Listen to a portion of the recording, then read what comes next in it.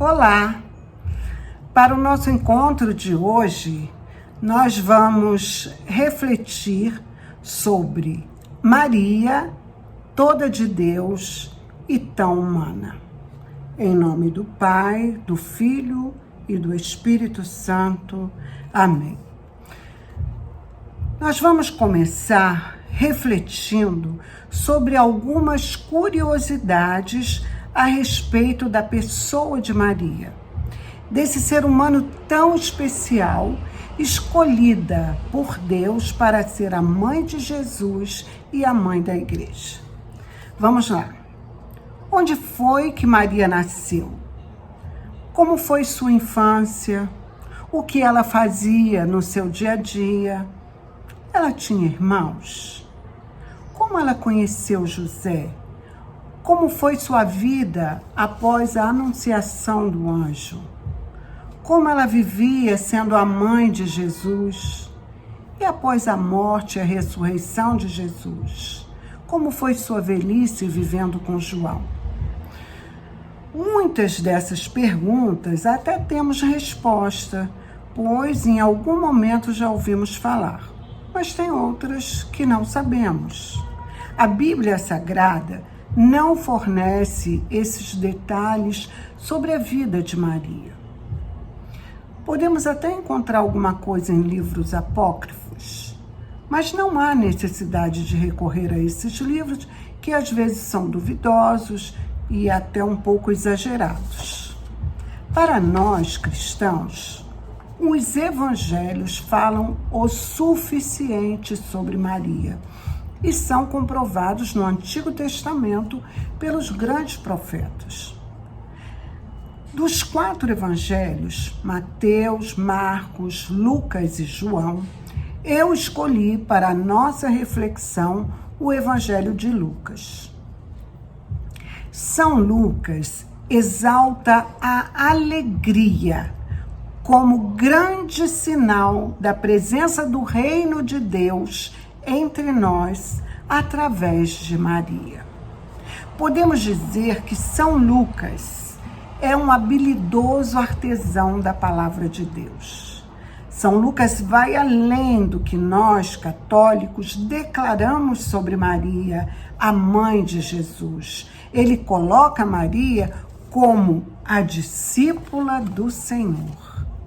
Discípula, sim, pois ela ouve, acolhe e faz frutificar essa palavra que foi nela encarnada.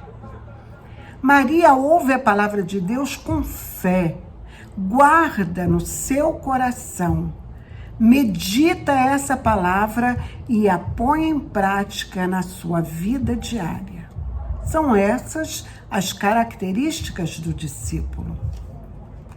Maria, em nenhum momento da sua humanidade, ela deixou de ser totalmente de Deus, pois ela foi fiel ao seu chamado e confiou plenamente na sua vontade. Ela teve fé e se entregou até o fim, mesmo com as suas limitações humanas, muitas vezes sem compreender aquela situação que ela estava vivendo. Mesmo assim, ela confiou e se entregou à vontade de Deus. Vamos refletir alguns momentos na vida de Maria, tão humana. Já começa na anunciação do anjo, lá em Lucas 1, do 26 ao 38. O anjo anuncia que ela seria a mãe do Salvador, que ela conceberia um filho, mesmo sendo virgem. Muito difícil compreender. No próprio nascimento de Jesus, em Lucas 2, do 6 ao 7, o Salvador nascendo numa manjedoura, e ela permaneceria virgem. Na apresentação de Jesus, ainda bebezinho no templo, em Lucas 2, do 22 ao 35, quando nos fala da profecia de Simeão. Imagina a tamanha dor desta mulher, dessa mãe. Uma espada transpassará a sua vida, transpassará o seu coração. Muito difícil. E quando na peregrinação da Páscoa a Jerusalém, que Jesus ficou para trás e ela e José precisaram voltar à cidade e lá o encontraram no templo entre os doutores da lei. Jesus estava conversando com eles de igual para igual. Ele tinha apenas 12 anos. Está em Lucas 2, do 41 ao 52. E Maria, como mãe, o repreendeu. Lógico, ele saiu de perto deles, qualquer mãe faria isso. Aí Jesus responde: não sabeis que estou fazendo a vontade do meu Pai? Difícil, não é? Então, e quando ela e seus parentes, irmãos, né, na Bíblia está como irmãos, foram procurar Jesus entre a multidão, está em Lucas 8, do 19 ao 21, ela ouviu palavras duras de Jesus, do seu filho. Minha mãe e meus irmãos são aqueles que ouvem a palavra de Deus e a praticam. Duro, né?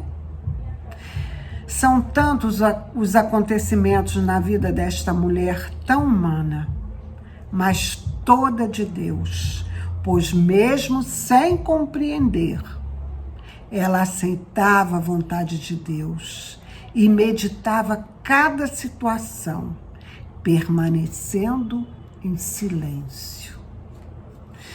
E quando Jesus saiu de casa com os discípulos, Jesus abandona o lar e sua família, abandona ela, sua mãe, para cumprir a vontade de Deus. Talvez este tenha sido o maior desafio que Maria enfrentou. Pois naquela época o filho tinha deveres com sua mãe, seria o responsável por ela. E Jesus era filho único.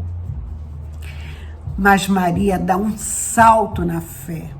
Ela aceita o desafio, entra humildemente no grupo de seguidores de seu filho. Aquela que educou Jesus na infância e na juventude, agora está lá, no meio da multidão, para aprender com o Mestre. E não tem lugar de destaque, não. Ela despojou-se do seu poder de mãe para se tornar discípula. Essa mulher tão humana nunca deixou de ser toda de Deus. Se manteve na fé inabalável, na obediência e fiel aos planos de Deus até o fim. E que fim, hein? Naquele momento da sua maior dor, no momento da cruz, se manteve de pé ao lado do seu filho. E foi quando ela se tornou, então, a mãe da igreja. Missão essa confiada a ela pelo próprio Filho na cruz. Está em João 19, do 25 ao 27.